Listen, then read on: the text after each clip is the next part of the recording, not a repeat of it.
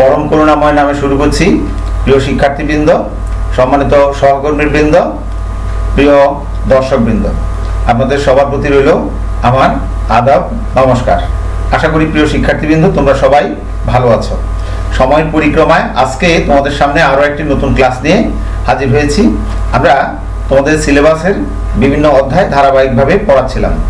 আমাদের আজকের ক্লাসে সবাইকে স্বাগতম। প্রিয় শিক্ষার্থীবৃন্দ, তোমরা নিশ্চয়ই খাতা কলম নিয়ে বসেছ। তো আমার আজকের এই ক্লাসটি হচ্ছে স্নাতক পাস কোর্স দ্বিতীয় বর্ষের। আমি আজকে তোমাদের পড়াবো দ্বিতীয় বর্ষের, অর্থাৎ যারা বিএসসি পাস কোর্সের আছো তাদেরকে প্রাণীবিজ্ঞান তৃতীয় পত্র। এই বিষয়টির বিষয় কোড হচ্ছে 123101, অর্থাৎ সিলেবাসে যে অধ্যায়টুকু সাইটোলজি অ্যান্ড হিস্টোলজি আছে আমি আজকে সেখান থেকে তোমাদেরকে পড়ানোর চেষ্টা করব। প্রিয় শিক্ষার্থীবৃন্দ, চলো আমরা পর্দায় কিছু ছবি দেখি এবং আমাদের পাঠের বিষয়টি অনুমান করি। শিক্ষার্থীবৃন্দ, তোমরা মাত্র পর্দায় একটা ছবি দেখতে পাচ্ছ, গোলাকার, মনে হচ্ছে যেন দুটো সুপারি। আসলে এটা সুপারি না, এটা অন্য কিছু। আমরা একটু অনুমান করার চেষ্টা করি পর্দায় দেখানো ছবিটা কি। আমরা বোধ করে দেখে ফেলেছি। পরের ছবিতে চলে যাই।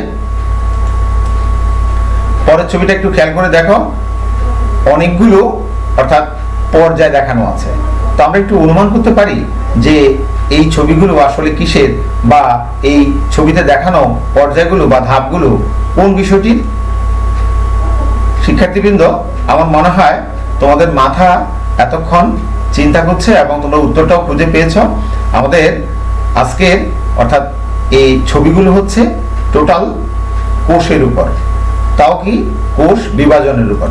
তাহলে নিশ্চয়ই অনুমান করতে পারছো আমাদের আজকের পাঠের বিষয় হবে কোষ বিভাজন। কোষ বিভাজন আসলে ক্লাসটি অনেক বড়, তো আমি তোমাদেরকে কমপক্ষে দুটো পর্বে ভাগ করে পড়ানোর চেষ্টা করব।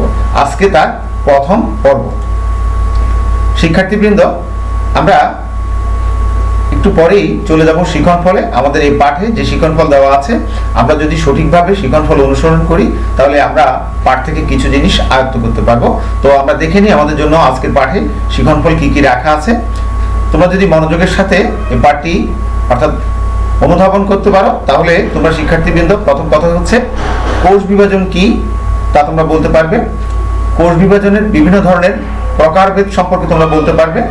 আর কোষ যে বিভিন্ন পদ্ধতিতে বিভাজিত হয় তার মধ্যে অন্তত দুটো, অ্যামাইটোসিস ও মাইটোসিস, কোষ বিভাজন সম্পর্কে তোমরা ধারণা লাভ করবে এবং তোমরা এই কোষ বিভাজনগুলো ব্যাখ্যা করতে পারবে।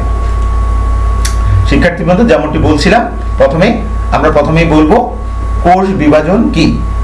আসলে কোষ বিভাজন হচ্ছে একটা প্রক্রিয়া, যে প্রক্রিয়ায় যে কোনো একটা জীবকোষ বিভক্তির মাধ্যমে একটি কোষ থেকে দুটো বা চারটি কোষ সৃষ্টি হয়। ওই প্রক্রিয়াটাকে আমরা বলবো কোষ বিভাজন। আমি আবারও বলছি, যে প্রক্রিয়ায় একটি জীবকোষ বিভক্ত হয়ে দুটি অথবা চারটি এরকমের ঘটনা ঘটে, নতুন কোষ তৈরি করে, তাকে আমরা বলবো কোষ বিভাজন। কোষ বিভাজনকে আমরা তিন ভাগে ভাগ করব।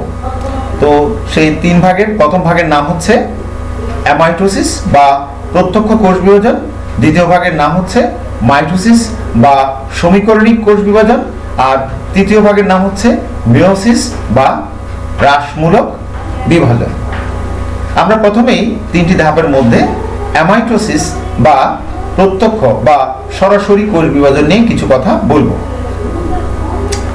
এই কোষ বিভাজনে অর্থাৎ একটি মাতৃকোষের নিউক্লিয়াস ও সাইটোপ্লাজম, এই দুটো জিনিসে কোনো জটিল মাধ্যমিক কোনো পরিবর্তন ছাড়াই সরাসরি বিভক্ত হয়ে দুটি অপত্য কোষের সৃষ্টি করে। তো এ ধরনের কোষ বিভাজনকে আমরা বলবো অ্যামাইটোসিস বা প্রত্যক্ষ কোষ বিভাজন। আমরা এবার পর্দায় ছবি দেখব। আমাদের পর্দার ডান দিকে আমরা দেখতে পাচ্ছি একটা ছবি এসে গেছে। এখানে একটা কোষ, তারপর আমরা দেখতে পাচ্ছি মাঝখানে গোলাকার নিউক্লিয়াস আর চারদিকে থাকছে সাইটোপ্লাজম। একটা পর্যায়ে আমরা দেখব যে কোষটার অর্থাৎ যে কোষ আবরণী সেটা কেমন জানি একটু ভাঁজ বা খাঁজের সৃষ্টি হয়েছে। তারপর আমরা দেখব মাঝখানের নিউক্লিয়াসটা অর্থাৎ লম্বালম্বি ভাবে ডাম্বেলের মতো হয়ে যাচ্ছে। একটা সময়ে দেখা যাবে এই নিউক্লিয়াসটা দুটো খণ্ডে ভাগ হয়ে যাবে প্রত্যেকটা খণ্ড অর্থাৎ নিউক্লিয়াসের খণ্ড একটুখানি সাইটোপ্লাজম নিয়ে দুটো আলাদা আলাদা কোষে পরিণত হবে। এই যে প্রক্রিয়াটা, এই প্রক্রিয়াটাকে আমরা বলবো অ্যামাইটোসিস প্রক্রিয়া। তাহলে আমি আবারও পর্দায় থাকা জিনিসগুলো তোমাদের একটু পড়ে শোনাই। এক্ষেত্রে অর্থাৎ নিউক্লিয়াসটা প্রত্যক্ষ বা সরাসরিভাবে দুটো অংশে ভাগ হয়। নিউক্লিয়াসটা প্রথমে কি হয়, একটুখানি লম্বা হয় এবং একসময় লম্বা হতে হতে মাঝখানে দুভাগ হয়ে যায় এবং দুটো নিউক্লিয়াসে পরিণত হয়। তারপরে কি হয়, কোষটির মধ্যভাগে একটা চক্রাকার গর্ত দেখা যায়। গর্তটা ক্রমান্বয়ে ভেতর দিকে ঢুকতে থাকে এবং ঢুকে গিয়ে গর্তটা একসময় সে সাইটোপ্লাজমকেও দুভাগে ভাগ করে দেয়। ফলে আমরা যেটা দেখতে পাবো, একটা কোষ থেকে দুটো কোষ তৈরি হয়ে যায়। নতুন তৈরি হওয়া এই কোষকে আমরা বলবো অপত্য কোষ। একসময় সে অপত্য কোষগুলো মাতৃ কোষের মতনই আকার আকৃতি লাভ করে। জীবজগতে বিশেষ করে অর্থাৎ ব্যাকটেরিয়া, নীলাভ সবুজ শৈবাল, ইস্ট, অ্যামিবা প্রভৃতি যারা নিম্ন শ্রেণীর জীব, তাদের মধ্যে এই ধরনের অর্থাৎ কোষ বিভাজন মানে অ্যামাইটোসিস বা প্রত্যক্ষ বা সরাসরি ধরনের কোষ বিভাজন আমরা দেখতে পাই। আমরা আরো একটা ছবি দেখতে পাচ্ছি। ওই ক্ষেত্রেই আমরা দেখতে পাচ্ছি এটা একটা নিউক্লিয়াস, এটা একটা নিউক্লিয়াস। নিউক্লিয়াস ভাগ হয়ে দুভাগ হয়ে যায়। নিউক্লিয়াস ভাগ হওয়ার পরবর্তীতে অর্থাৎ সাইটোপ্লাজমটা ভাগ হয়ে গিয়ে একটা কোষ থেকে দুটো কোষের উৎপত্তি হয়। আমরা পরবর্তী পাঠে চলে আসব। আমাদের আজকের আসলে মুখ্য পাঠই হচ্ছে এটা, মাইটোটিক বা সমীকরণিক কোষ বিভাজন। প্রিয় শিক্ষার্থীরা, তোমরা হয়তো লক্ষ্য করেছো আমি কোনো এক সময় হয়তো বলেছি মাইটোসিস, আবার বলছি এখন মাইটোটিক। ইনফ্যাক্ট মাইটোটিক আর মাইটোসিস একই ধরনের কথা। তো আমরা এখানে এই মাইটোটিক বা সমীকরণিক কোষ বিভাজনটা কি সেটা একটু দেখি। এখানে একটা জটিল এবং ধারাবাহিক প্রক্রিয়ায় জীবকোষের মাতৃকোষের নিউক্লিয়াস এবং সাইটোপ্লাজম পর্যায়ক্রমে মাত্র একবার করে বিভাজনের মাধ্যমে সমান সংখ্যক ক্রোমোজোম ও সমান গুণ বিশিষ্ট অর্থাৎ সম আকৃতি সম্পন্ন দুটি অপত্য কোষের সৃষ্টি করবে। আর একটি কোষ থেকে এই যে যা বললাম এরূপ দুটি কোষ সৃষ্টি হওয়ার যে প্রক্রিয়া সেটাকে আমরা বলবো মাইটোসিস। আমাদের যেটুকু বলেছি এটুকুর মধ্যে লক্ষণীয় জিনিস হচ্ছে এখানে একটা জটিল এবং ধারাবাহিক পরিবর্তন হবে। আর এই জটিল এবং ধারাবাহিক পরিবর্তনে আমার নিউক্লিয়াস একবার, সাইটোপ্লাজম একবার, অর্থাৎ মাত্র একবার করে এই দুটো জিনিস বিভাজিত হবে। বিভাজিত হওয়ার পরে নতুন যে কোষটা পাবো সেই কোষের ক্রোমোজোম সংখ্যা এবং গুণাগুণ হুবহু যে কোষটা থেকে তারা বিভাজিত হয়েছে অর্থাৎ কিনা মাতৃকোষের সমগুণ সম্পন্ন হবে। আর এই ধরনের যে কোষ বিভাজন প্রক্রিয়া তাকে আমরা বলবো মাইটোসিস।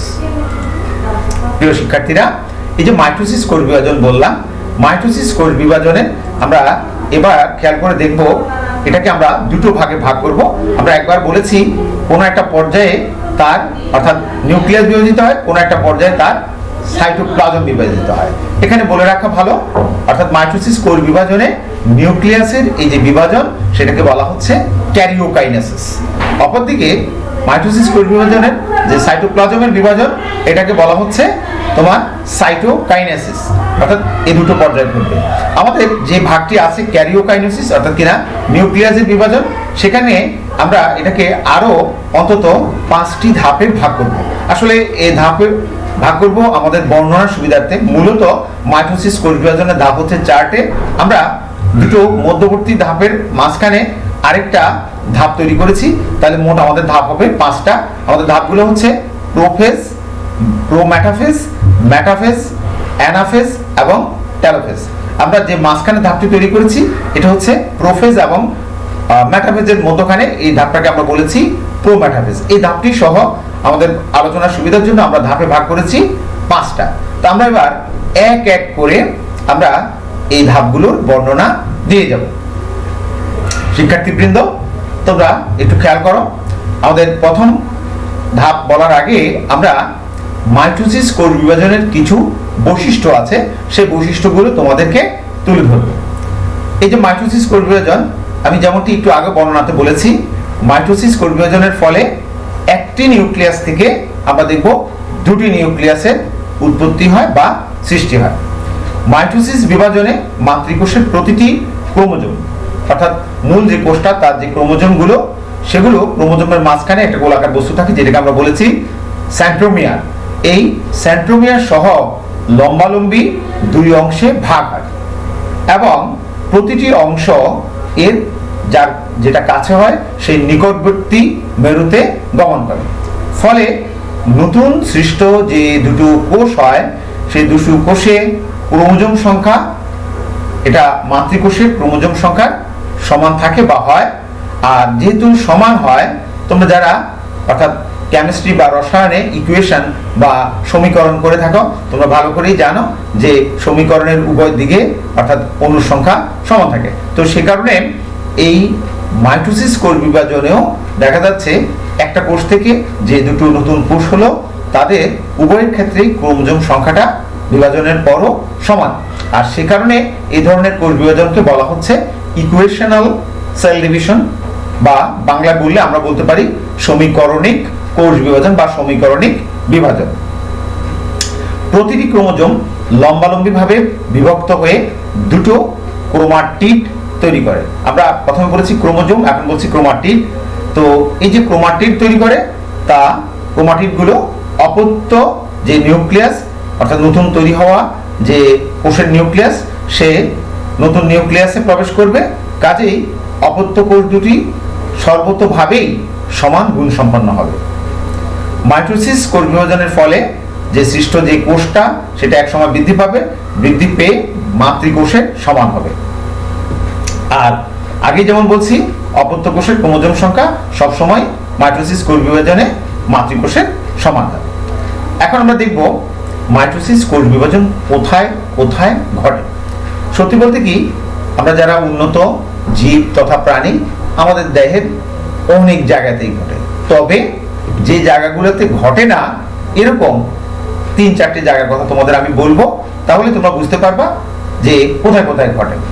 তাহলে যেখানে ঘটবে না এরকম জায়গা হচ্ছে আমরা যে প্রাণী, আমাদের বিভিন্ন পেশি কোষ, আর ঘটবে না স্নায়ু কোষ, আর ঘটবে না লোহিত রক্তকণিকার যে রক্তকোষ সেখানে।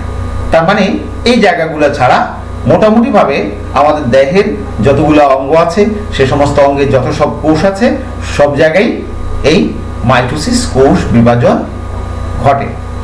এমনকি আমরা আরেকটা কোষ আছে যেটাকে আমরা বলি জনন কোষ। তো জনন কোষ আমরা সবাই জানি তৈরি হয় কোথায়? জনন অঙ্গে। জনন কোষটা হ্যাপ্লয়েড, এটা তৈরি হয় মিয়োসিস প্রক্রিয়ায়, কোনো সন্দেহ নেই। তবে জনন মাতৃকোষটাও কিন্তু আমার মাইটোসিস প্রক্রিয়ার মাধ্যমে বিভাজিত হয়। সহজ কথা হচ্ছে, অর্থাৎ জননাঙ্গ তৈরিতে যে কোষ বিভাজিত হয় সেটাও কিন্তু মাইটোসিস কোষ বিভাজন। আর এছাড়া আমাদের প্রত্যেকটা প্রাণীর বৃদ্ধির জন্য অর্থাৎ যে কোষ বিভাজন হয় সেটাও কিন্তু মাইটোসিস কোষ বিভাজন। সত্যি বলতে কি, জীবের দেহের মানে বলতে গেলে প্রায় জন্মকোষ ছাড়া সব কোষই মাইটোসিস প্রক্রিয়ার মাধ্যমে অর্থাৎ মাইটোসিস বিভাজনের মাধ্যমে উৎপন্ন হওয়া কোষ। আমরা যেমনটি একটু আগে এর পর্যায় নিয়ে বলতে যাচ্ছিলাম, তো মাঝখানে আরো কিছু কথা বলেছি। এবার আমরা এক এক করে মাইটোসিস কোষ বিভাজনের বিভিন্ন পর্যায়গুলো সম্পর্কে বলবো। আসলে মাইটোসিস কোষ বিভাজন বলতে মূলত বোঝানো হয় ক্যারিওকাইনেসিসকে। আমি আগেই একটুখানি তোমাদেরকে বলেছিলাম, এই ক্যারিওকাইনেসিসটা হচ্ছে মূলত নিউক্লিয়াসের বিভাজন। তো যেমনটি এর আগেই আবার বলেছিলাম, মাইটোসিস হচ্ছে একটা ধারাবাহিক প্রক্রিয়া, অর্থাৎ একটা প্রক্রিয়া ঘটবে, তারপর আরেকটা প্রক্রিয়া, তারপর আরেকটা প্রক্রিয়া, এভাবে ঘটে। তা আমরা বর্ণনা সুবিধার্থে একে 5টি পর্যায়ে আমরা ভাগ করে তোমাদেরকে পড়াবো। প্রথম যে ধাপটা, এটার নাম হচ্ছে প্রোফেজ। প্রো মানে আদি, ফেজ মানে দশা বা পর্যায়। তাহলে এটার বাংলা করলে দাঁড়ায় প্রোফেজ বা আদি পর্যায়। তো এই আদি পর্যায়ে কি ঘটবে? আচ্ছা, তার আগে বলে রাখি, একটা কোষ যখন বিভাজিত হবে তার আগে সে যে অবস্থায় থাকে তাকে বলা হয় ইন্টারফেজ দশা। আমরা একটু ছবিতে দেখে নিই, এই হচ্ছে ইন্টারফেজ দশার একটা অর্থাৎ কোষ যে কিনা একটু পরে বা কিছু সময় পরে মাইটোসিস প্রক্রিয়ার মাধ্যমে বিভাজিত হবে।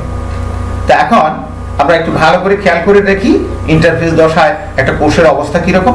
তারপর আমরা প্রোফেজ যখন শুরু হয় তখন তার ঘটনাগুলো দেখব এবং মনে রাখবো, এবং এক একটা ঘটনা পরবর্তী দশাগুলোর সাথে তুলনা করব যে ওই দশায় কি দেখেছি, এই দশায় কি দেখছি। তাহলে আবার চলে আসি প্রোফেজ বা আদি পর্যায়। এই যে প্রোফেজ, এটা হচ্ছে মাইটোসিসের প্রথম এবং একটা দীর্ঘস্থায়ী পর্যায়।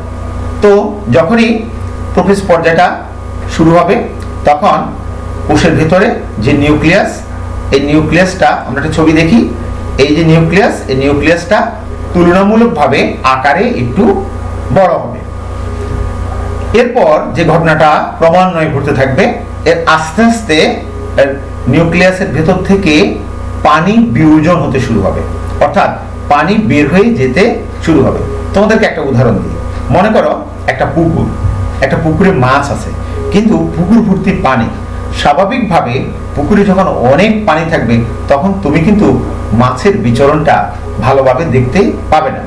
তোমরা নিশ্চয়ই গ্রাম বাংলার অনেক পুকুরের পানি সেচ দিয়ে ফেলার পরে যখন আর 6 ইঞ্চি 8 ইঞ্চি পানি থাকে, এরকম অবস্থা অনেকেই দেখেছ, তখন মাছগুলো একদম তারা যে কিলবিল করে তাদের পুরো শরীর সহ দেখা যায়। তো ঠিক একইভাবে এখানে এরকম একটা ঘটনা ঘটে, অর্থাৎ নিউক্লিয়াস থেকে পানি বিয়োজন শুরু হয়। যে নিউক্লিয়াস থেকে পানি বিয়োজন শুরু হয়, যৌক্তিক কারণে নিউক্লিয়াসের ভেতরে অবস্থান করা যে ক্রোমোজোমগুলো, যা আমরা এখানে দেখতে পাচ্ছি, এগুলো ক্রমান্বয়ে স্পষ্ট হতে থাকে, যেটা এতক্ষণ অর্থাৎ পানির চাপে বা পানির জন্য একটু অদৃশ্যমান ছিল। তাহলে ক্রোমোজোমগুলো স্পষ্ট হতে থাকে। তারপরে দেখো প্রক্রিয়ার অগ্রগামী অংশ হিসাবে যেটা হয়, প্রতিটি ক্রোমোজোম লম্বালম্বি ভাবে দুভাবে ভাগ হয়, পাশাপাশি না, লম্বালম্বি ভাবে। তো লম্বালম্বি এগুলো এরকম, অর্থাৎ 2 ক্রোমাটিড বিশিষ্ট ছিল, এগুলা ভাগ হয়ে অর্থাৎ সিঙ্গেল ক্রোমাটিড বিশিষ্ট হতে শুরু করে, হয়ে যায় তা না। তো ক্রোমাটিড দুটো তখনও ভাগ হলেও তাদের যে গোড়াটা মাঝখানের, অর্থাৎ সেন্ট্রোমিয়ার, এই সেন্ট্রোমিয়ারের সাথে যুক্ত থাকে। তাহলে আমরা এখানে যে জিনিসটা এতক্ষণ দেখলাম, প্রথম কথা হচ্ছে নিউক্লিয়াসটা আকারে বড় হচ্ছে, পানি বিয়োজন শুরু হচ্ছে, ক্রোমোজোমগুলো ভেতরের একটুখানি স্পষ্ট হচ্ছে, ক্রোমোজোমগুলো 2 ক্রোমাটিড বিশিষ্ট হচ্ছে এবং তাদের অর্থাৎ একটা জায়গা আমি গোড়ায় বলছি এটা সেন্ট্রোমিয়ারের সাথে যুক্ত থাকছে। আচ্ছা, আমরা যেহেতু প্রাণীবিজ্ঞান পড়াচ্ছি, তো প্রাণী কোষের বিভাজনে লক্ষণীয় আরেকটা জিনিস হচ্ছে সেন্ট্রিওল। তোমরা এখানে খেয়াল করে দেখো, এটা এটা এটা কিন্তু উদ্ভিদ কোষে থাকছে না। তো এই যে ক্রোমাটিড দুটি, এটা সেন্ট্রোমিয়ারে বলছি যুক্ত থাকে এবং সমান্তরালে অবস্থান করে, এবং সেন্ট্রিওল, এই সেন্ট্রিওলটা বিভক্ত হয়ে একটা থেকে যেমন দুটো হয়ে সেন্ট্রিওলগুলো মেরুর দিকে গমন করে। তাহলে এটা হচ্ছে কি আমার প্রোফেজ বা আদি পর্যায়। তারপর আমরা দেখব আরেকটা ছবি, এটা প্রোফেজের প্রথম অবস্থা, যেটা আমি একটু আগে দেখালাম, আর এটা হচ্ছে শেষ অবস্থা। ওই যে একটু আগে বললাম সেন্ট্রিওল, এটা এটা এই সেন্ট্রিওল একটা এই মেরুর দিকে, একটা এই মেরুর দিকে, দুটা 2 মেরুর দিকে অর্থাৎ যেতে শুরু করে। আর আরেকটা জিনিস হচ্ছে, আমরা এখানে কতগুলো তন্তু দেখতে পাচ্ছি, যেটা আমরা পরবর্তী পর্যায়ে ব্যাখ্যা করব। আরো লক্ষণীয় যে জিনিসগুলো আমরা দেখতে পাচ্ছি, এই পর্যায়ের আসলে শেষের দিকেই নিউক্লিয়াসের চারদিকে যে মেমব্রেন বা পর্দাটা, এটা কেমন জানি একটু ডটেড ডটেড হয়ে গেছে, অর্থাৎ এটা আস্তে আস্তে আস্তে আস্তে বিগলিত হয়ে যাচ্ছে। আমি এখন যে কথাগুলো বললাম একটু মনে রাখবো, আমরা শেষ পর্যায়ে গিয়ে এর সাথে তুলনা করব। শেষ পর্যায়টা ঠিক এর বিপরীত, অর্থাৎ আমরা যখন পড়াবো দেখবা, প্রথম মনে রাখবা তোমরা, সেটা হচ্ছে পানি বিয়োজন, সেখানে দেখবো আমরা যোজন, তারপর দেখবো আমরা যে নিউক্লিয়ার মেমব্রেন এটা হারিয়ে যাচ্ছে, সেখানে আবির্ভাব ঘটছে, অর্থাৎ এই পর্যায়ের বিপরীত ঘটনাগুলো দেখবো, আমি আবার তখন আলোচনা করব। আমরা চলে আসি প্রোমেটাফেজ দ্বিতীয় দশাটাতে। একটু খেয়াল করে দেখো প্রোমেটাফেজ এটা কি। এটি প্রোফেজ যেটা মাত্র বললাম, এবং এর পরবর্তীতে যে দশাটা আছে মেটাফেজ, এই দুটার মধ্যবর্তী একটা দশা। এই দশায় এই আগের ব্যাপারটারই কন্টিনিউয়েশন বলছি, যে নিউক্লিয়ার মেমব্রেন এই যে দেখতে পাচ্ছি হারায় যাচ্ছে এবং এক সময় হারিয়ে যাবে, মানে বিলুপ্তি ঘটতে থাকে। আর লক্ষণীয় জিনিস হচ্ছে প্রোটিন নির্মিত একটা স্পিন্ডল যন্ত্র বা মাকু যন্ত্রের আবির্ভাব ঘটে।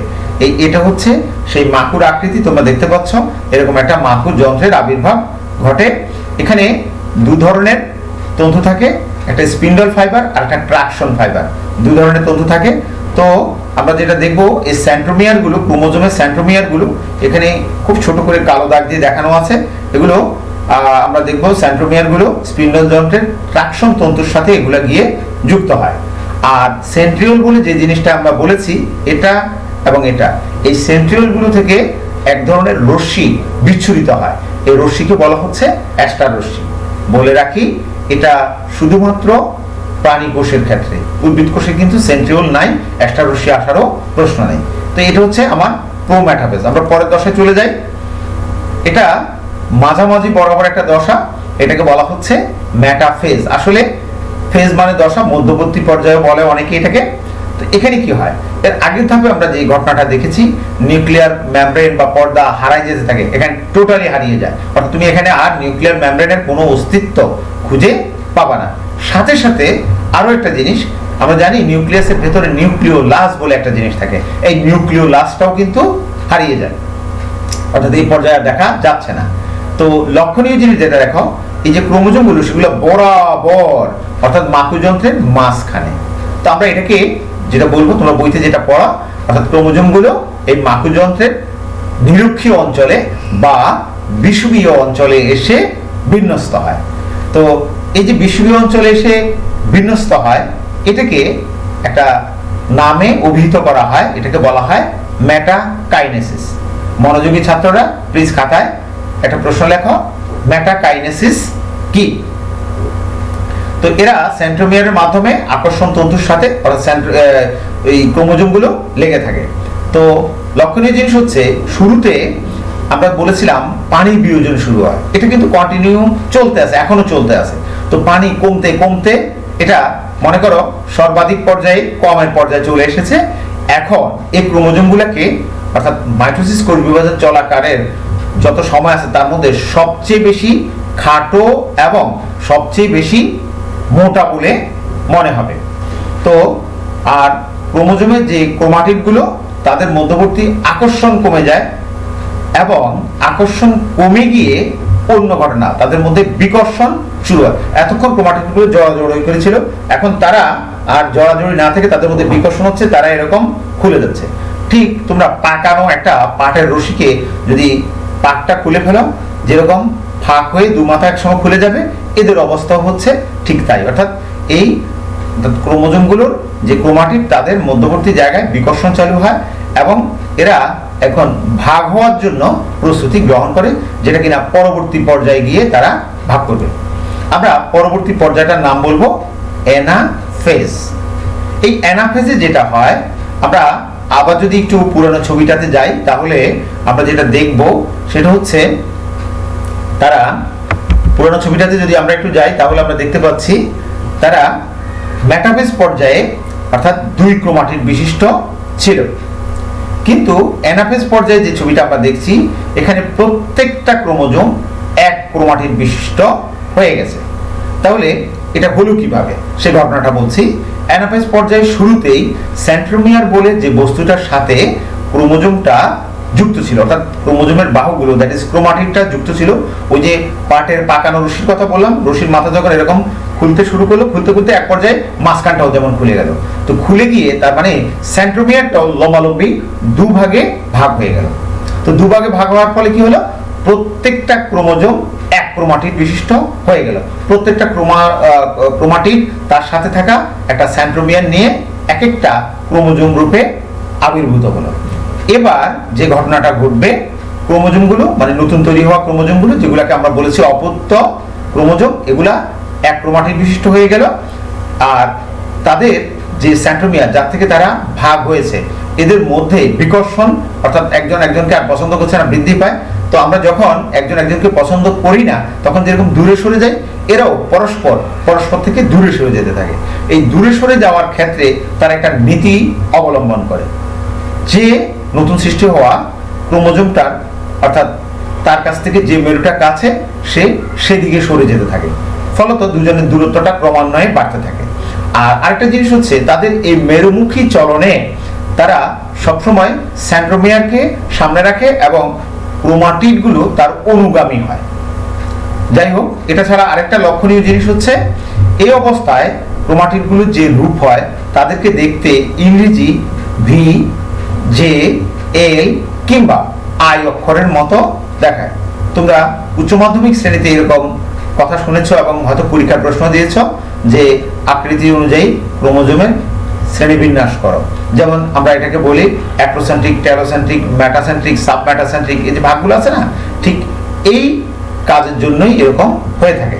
যাই হোক, অ্যানাফেজ যখন শেষ পর্যায়ে, তখন যে ক্রোমোজোমগুলোকে আমরা এখানে দেখতে পাচ্ছি মাঝামাঝি প্রায় কাছাকাছি, এরা কি করে, এরা মাঝামাঝি থেকে দূরে, অর্থাৎ এটা চলে যেতে থাকে এমআর এর দিকে, এটা চলে থাকে এমআর এর দিকে, অর্থাৎ এক সময়ে তারা মেরুতে গিয়ে তাদের যে একটু লাস্ট জায়গা সেখানে গিয়ে তারা পৌঁছে যায়, যে পরে আর যাবে না। এরপর যে ঘটনাটা ঘটে, আমরা মেটাফেজ পর্যায়ে, এর আগের পর্যায়টাতে বলেছিলাম ক্রোমোজোমগুলো খাটো হয়, মোটা হয়, এমন কথা বলছিলাম। তো খাটো মোটা হয়, রশি পাকালে যেরকম মোটা হয়, তো সে কারণে সেখানে পানি বিয়োজনও হয়েছিল, তারা পাকাইছেও, সে কারণে মোটা দেখাছিল। এখন কিন্তু তাদের অ্যানাফেজ পর্যায়েও শেষ, তারা এবার লাস্টের যে পর্যায়টা, অর্থাৎ কিনা টেলোফেজ, এই পর্যায়ে পৌঁছে গেছে।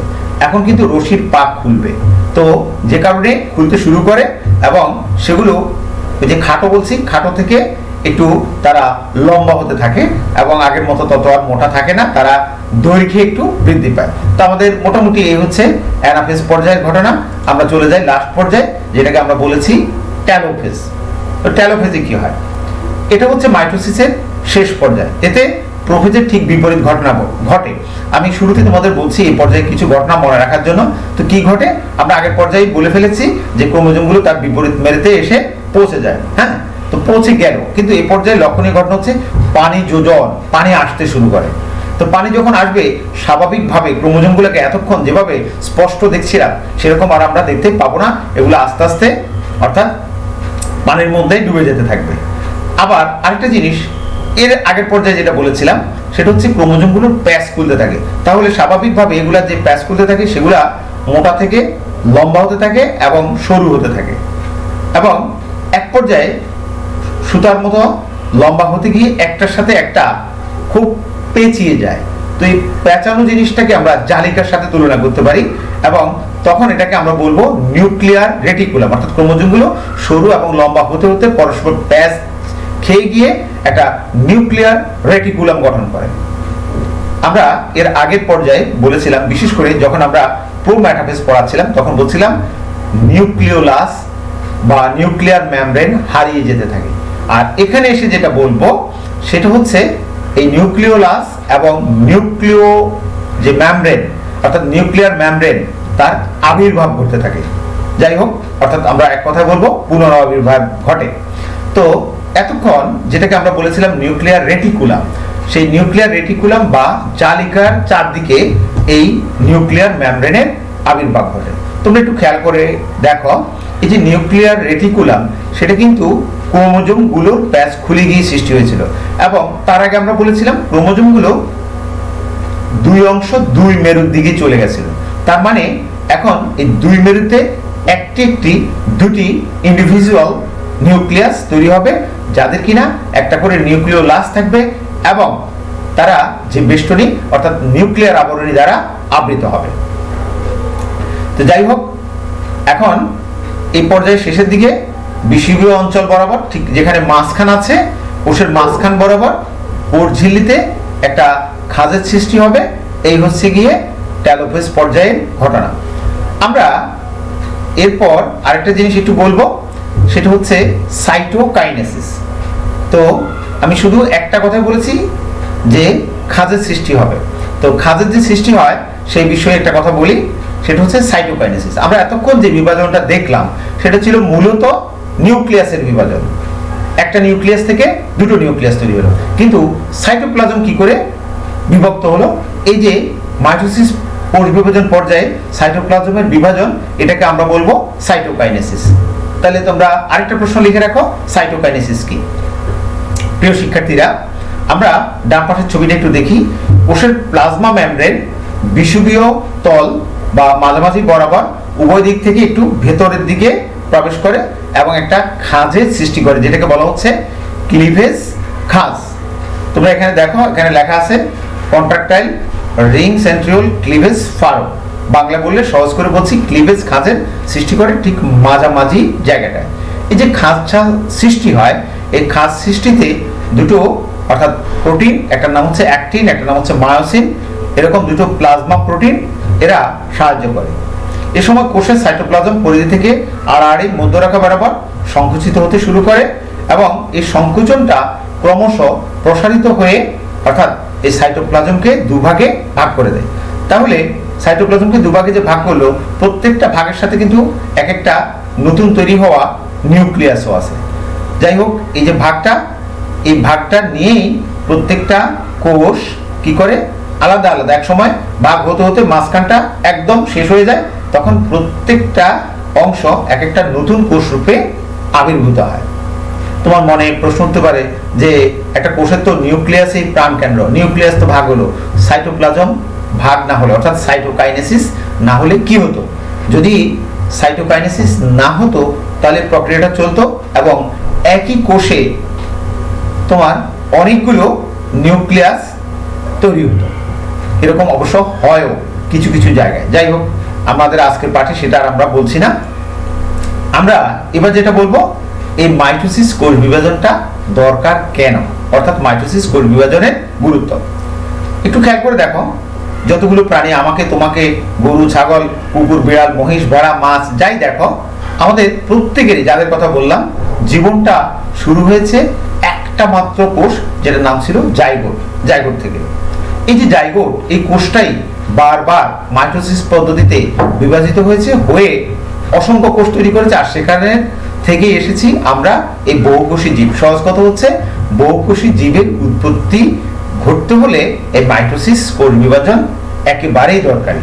তারপর আসো, মাইটোসিস কোষ বিভাজনের ফলে মাতৃকোষের অর্থাৎ জনন মাতৃকোষের যে তোমার ডিপ্লয়েড ক্রোমোজোম, জনন মাতৃকোষের হোক কিংবা তোমার এমনিতে একটা কোষ যখন দেহকোষ বিভাজনের ক্ষেত্রে বিভাজিত হচ্ছে একটা কোষ থেকে আরেকটা কোষ, সেই কোষের ডিপ্লয়েড অবস্থাটা বজায় থাকে, এখানে কোনো ক্রোমোজোম কমাকমির বিষয় নেই।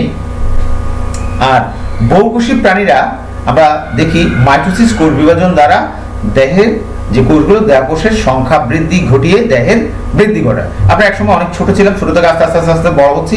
এই যে বড় হতে গিয়ে আমার হাতটা আগে ছোট ছিল, একটু বড় হয়েছে, নাক, কান, চোখ, মুখ সবকিছু, এর পেছনে রয়েছে মাইটোসিস কোষ বিভাজন। মাইটোসিস কোষ বিভাজন দ্বারা ডিএনএ ও আরএনএর পরিমাণে সমতা বজায় থাকে। মাইটোসিস কোষ বিভাজনের ফলে আমাদের যে সমস্ত কোষগুলো পুরনো হয়ে যায়, মরে যায়, খসে যায়, তো সেগুলোর জায়গাটা নতুন অর্থাৎ বিভাজিত হয়ে আসা কোষ দখল করে। অর্থাৎ সহজ কথা আমরা বলবো, নতুন কোষ পুরানো কোষকে প্রতিস্থাপন করে। তো মাইটোসিস কোষ বিভাজন দ্বারা কিছু কিছু নিম্ন শ্রেণীর প্রাণী, যেমন আমরা উচ্চ মাধ্যমিকে হাইড্রা পড়েছি, হাইড্রাকে যদি কোনো প্রাণী বা অন্য কোনো শত্রু আক্রমণ করে তার কোনো একটা অঙ্গ নষ্ট করে ফেলে, আমরা জানি হাইড্রাতে পুনরুৎপত্তি আছে, সেই পুনরুৎপত্তির ক্ষমতাটা মাইটোসিস কোষ বিভাজন দ্বারাই সে করে থাকে। ইভেন তারা মাছের বাহুও যদি এভাবে ক্ষতিগ্রস্ত হয়, তারা সেটা আবার মেরামত করে নিতে পারে, এটা মাইটোসিস কোষ বিভাজন দ্বারা। তাহলে নিম্ন শ্রেণীর প্রাণীতে তারা তাদের দেহ অংশবিশেষ হারিয়ে গেলে সেটা পুনরুৎপাদন করতে সক্ষম। আর যারা নিম্ন শ্রেণীর প্রাণী আছে, তাদের প্রাণী বলবো না, নিম্ন শ্রেণীর জীব, তাদের অনেকের দেহের যে অর্থাৎ অযৌন জনন, জীবদেহে যে অযৌন জনন সম্পন্ন হয়, সেই অযৌন জননও মাইটোসিস কোষ বিভাজন দ্বারা সম্পন্ন হয়। মাইটোসিস কোষ বিভাজন দ্বারা যে নতুন কোষ সৃষ্টি হচ্ছে অর্থাৎ অপত্য কোষ, এই অপত্য কোষের ক্রোমোজোম সংখ্যা অর্থাৎ নির্দিষ্ট থাকে, অর্থাৎ তার মাতৃকোষে যা ছিল তাই থাকে। আর এতে করে হয় কি, এতে করে হয় কোনো একটা প্রজাতির অর্থাৎ যতগুলো ক্রোমোজোম সবসময় সে তার ক্রোমোজোম নাম্বারটা সবসময় অর্থাৎ বহাল রাখতে পারে। মাইটোসিস কোষ বিভাজনের ফলে প্রতিটি কোষের নিউক্লিয়াস ও সাইটোপ্লাজমের মধ্যে পরিমাণগত ও নিয়ন্ত্রণগত ভারসাম্য রক্ষিত হয়। আমরা এতক্ষণ পড়ালাম, আমাদের আজকের আমার দিক থেকে পড়ানোর কাজ মোটামুটি শেষ।